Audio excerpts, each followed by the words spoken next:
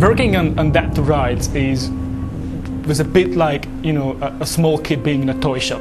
That you have all those shiny things around you and you just want every single one of them. And we have to be very cautious about what we do and how we put into the game because there are thousands of cool ideas. The seamlessly integrated combat system is something that players have never seen before. Just to give you one very simple example, in a third-person shooter game, you would like to position the character at the side at bottom of the screen so you can see where you're aiming. In a third-person fighting game, you want to position your character in the middle of the screen so you can have a 3D space awareness.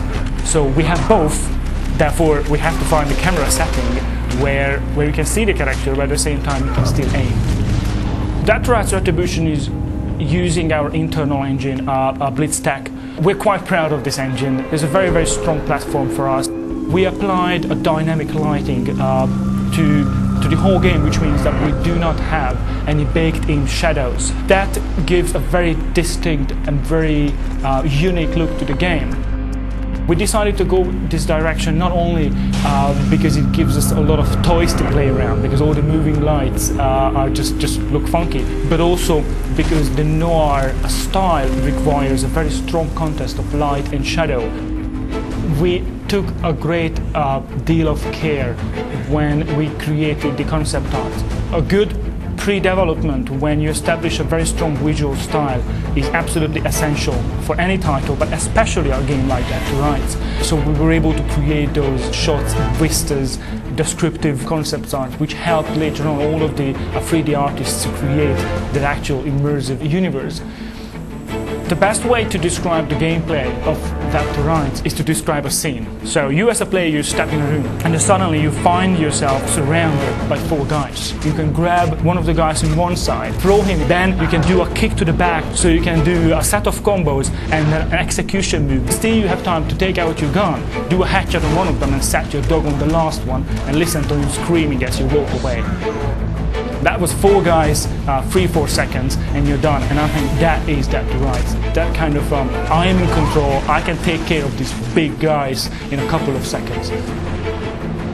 Shadow is an extremely important part of the game. Shadow adapts his behavior based on the environment and based on how you play as Jack. If you're hiding behind somewhere and the enemy is not aware of you and you press up on an enemy, then Shadow is going to try to find a way to sneak to the enemy and execute them with a silent kill. If you're doing the same D-pad up in the middle of a firefight, then obviously he knows that there is no hiding, he's just going to sprint ahead and try to take out the enemy as fast as he can. Shadow's trademark takedown of the enemy, the infamous testicle. The other part of the game where you take direct control, these are the main Shadow playable sections, are all about stealth, all about sneaking around, taking enemies out silently. For example, there is a guard, I can bark to draw attention, they can, they check out the noise so I can take them out, drag the body somewhere so I can hide them so the other guard. In That to Rights there are seriously hundreds of good bits. Every single time you play, you're going to have a different experience. I personally, and we as a team at Volatile Games, we definitely learned that you can dream big.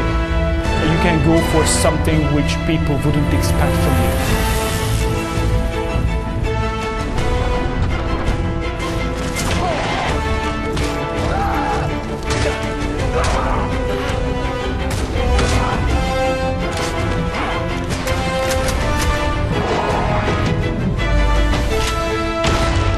That to Rights Retribution is the dog's bollocks.